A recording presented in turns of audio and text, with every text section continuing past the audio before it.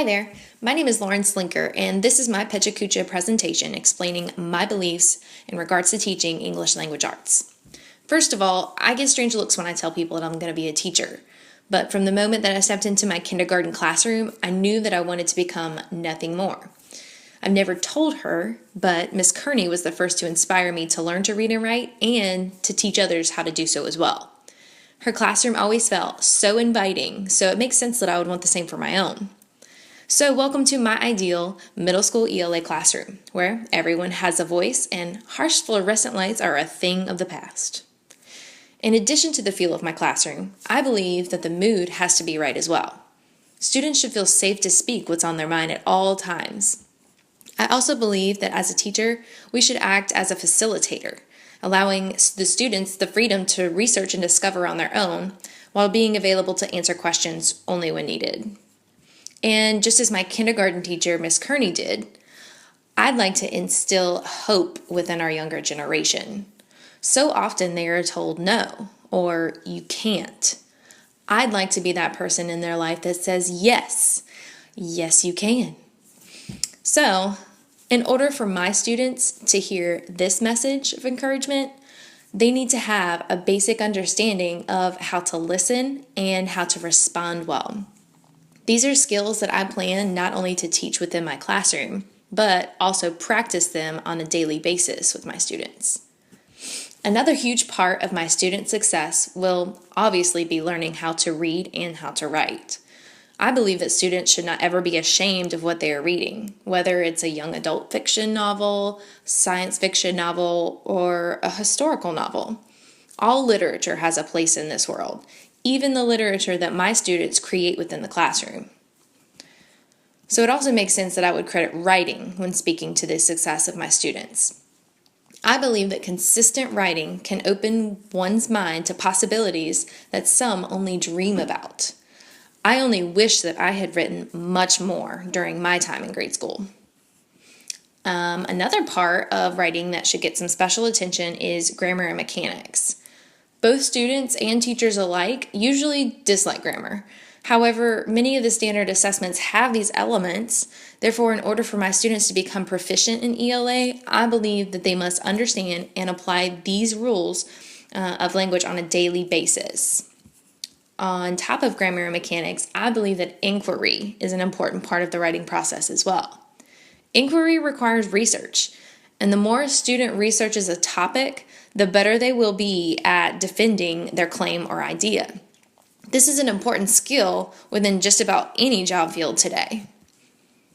Now, that's not to say that all inquiry must come from a textbook. In fact, I believe that texts are an excellent resource, but not the sole wherewithal in my classroom. They are to be used as tools to engage the student through a particular lesson. Textbooks should be supplemented by a variety of materials, such as online documents, videos, lecture series, and trade books. The use of this non-traditional texts are great tools used to broaden a student's understanding or outlook on a particular topic. In addition, non-print texts, videos, music, and photos can help diversify the learning experience, as well as pique the interest of students by means of personal connection or enjoyment. Eventually, after segments of learning are complete, there comes time to assess the student's knowledge. Formatively assessing student learning is just as important as summatively assessing in order to get a good sense of where each student is from time to time during your lesson. Keeping in mind that with these assessments, there should be no bias in which one group of students may receive an unfair advantage due to background knowledge. The teacher should always ask the question, where am I going? Where am I now? And how can I close the gap for struggling students? Another important aspect of teaching ELA is the power of student choice. I believe that students should be given the opportunity to uncover answers on their own, letting their natural curiosity direct their learning.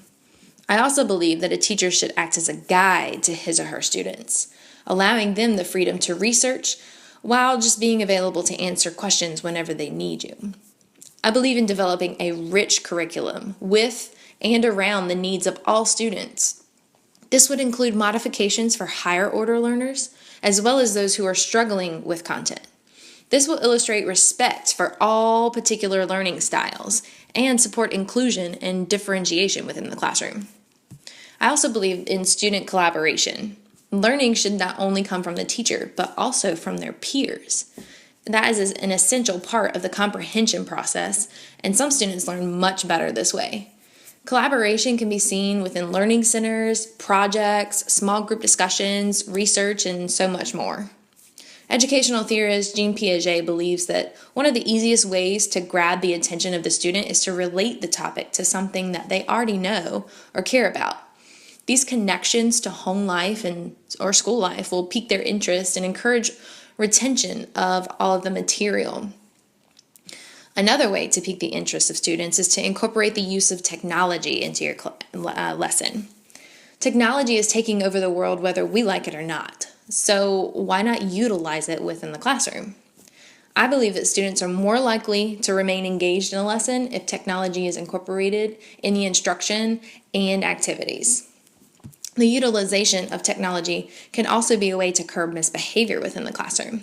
This, as well as ensuring that all of my rules and expectations are properly communicated with my students at the beginning of each year and periodically throughout the year, will help curb misbehavior as well. I believe that everyone is capable of presenting him or herself in an appropriate manner. Overall, I believe that students will recognize my genuine passion for teaching and hopefully even match it with their own genuine passion for learning. Every child has the potential to bring something distinctive and special to the classroom. I believe that it is my job as a teacher to provide the opportunity and environment for them to bring forth their creativity and input.